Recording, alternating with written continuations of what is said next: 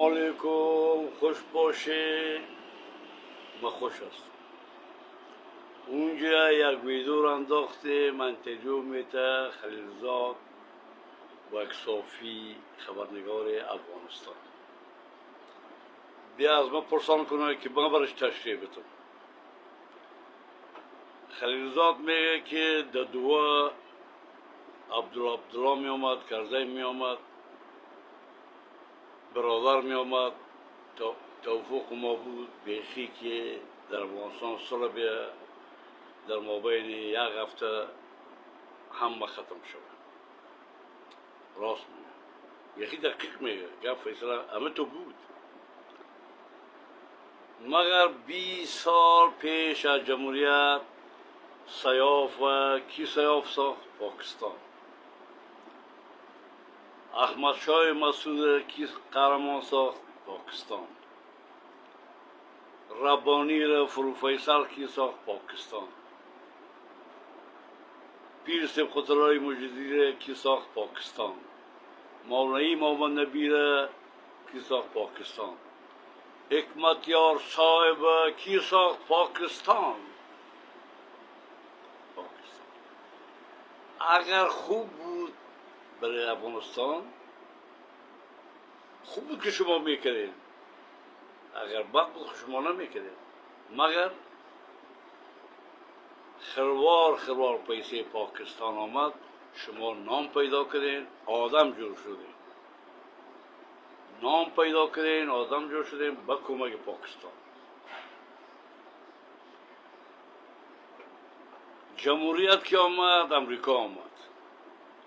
امریکا آمد، شما دیدید والا پاکستان خود یک غریب ملک است. بیا کاسه لیسی رو اعلام میتیم، بیا کاسه لیسی امریکا رو میگه. خلاف پاکستان مکرما شما رو نام داد، نشان داد، قدرت داد، طاقت داد. خلاف پاکستان تبلیغ شروع کرد که بان پاکستان مورد بغل بگیره، پیسه بده. شما جندال بیسواد، وزیر بیسواد، وکیلای شورای بیسواد، کلتان بیسوادا. دلار که می آمد، نورآمد نور این دفعه بان از من سیاف، این دفعه بان این دلار از من، این دفعه بان از من. دلار برو در زنتان بزنی، مهاجر هستی، بی وطن. شما کار میکردید، ایران مهاجرتان میتربیست، پاکستان مهاجرتان میتربیستین، امریکا را بازی دادین که ما خراسانی ها بسیار خوب کار میکنیم. او رو چپ شفا موندین که ما شما مسعود یک نام داره، در افغانستان ای داره. این قدرت شما خراسانی های بیسوادار را حفظ نتانستیم. پاکستان گفت که جادیا نفرت از کابل می آمد تا کراچی را کسی استفاده میکرد، 10 روز در کراچی میرفت. ایران نفرت میرفت پیش بلوچ زن تلایده روان میکرد. ایران با 3 روز با شویشه میگفت بیایی برید اینی زنایتان هست بگیرید. ما خودتون نکردم. ما زن در زمین پلانستان حرکت کرد، شوید اسلام باد بود. چرا شکایت ما رو میکنید؟ چی بدی کردیم برتان؟ ما خب بدی نکردیم. ما شما رو در بغل گرفتم. شما خب بغل ندارین. شما خب بغل ندارین کسی در بغل بگیرین. ما شما رو در بغل گرفتم.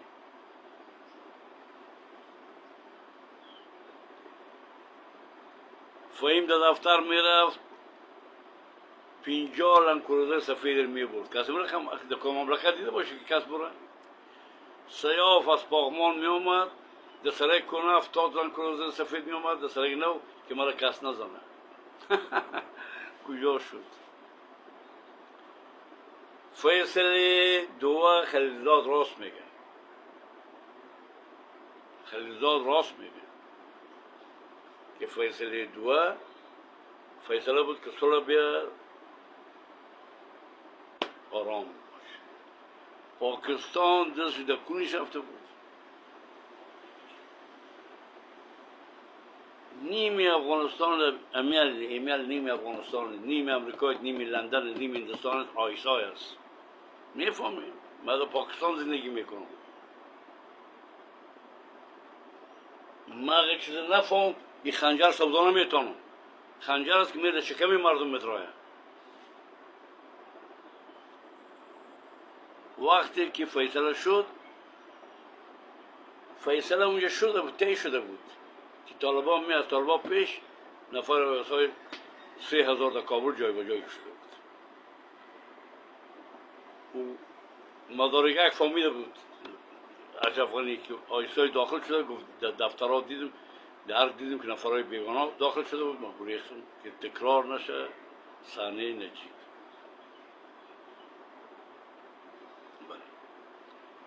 این هم سایت است و تو کمک کرده بود، با این مشوره میکردیم، این در مشوره می آوردیم. همون روز که اونجا سقوط کرده کلشان در دامن پاکستان آمده بود. وقت پاکستان یادش آمده بود، کلشان همون قانونی مانینیم که سزنا در خبرها هستین. برادر شما از مکر خاندانی هستین، از مکر باسواد هستین، از مکر با خبر هستین. ما دو روز در دولت کار کردیم، شما پاچاخیل هستین. من دو نزنید به پای متضیه میکنیم. طالبان در کابل نرسیده بود، کایسای در اونجا رسید. او امرا سالم کسایه، ما جاسوس بودم پاکستان خیلی پشت دست بابا بلد کسایه 5 تا آیسای پاکستانی داخل کابل آمده بغیر طالب.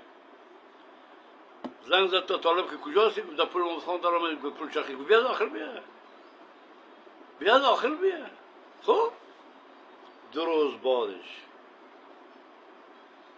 بعدش استر جندال فایز امید رئیس آیسای پاکستان در افغانستان چای خورد. مرگ از برتان جندالای بی. اگر حال خراسانی ها در تیک تاک هستین که تو میکنن طالبی تو کرد، طالبی تو کرد، در سیاست میکنین.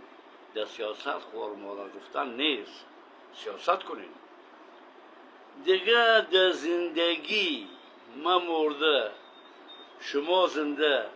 اگر خراسانی ها یک حکومت بدخشان بگیره والیشه، یا پنشیر یا چارکاره. او هم خلاص شد که امریکا را بازی دادن، آوردین چور و چپال رو کردین. آلی از خلیلزاد صاحب خواهش میکنم، خلیلزاد صاحب اگر صدای مرا میشنوی، یک کیس کرپشن برای نفرهایی که دوزی کرده جور کن. کل از یارو در کیس کرپشن در عدالت بکش. خلیلزاد صاحب سکون میشه مردم افغانستان. سلام.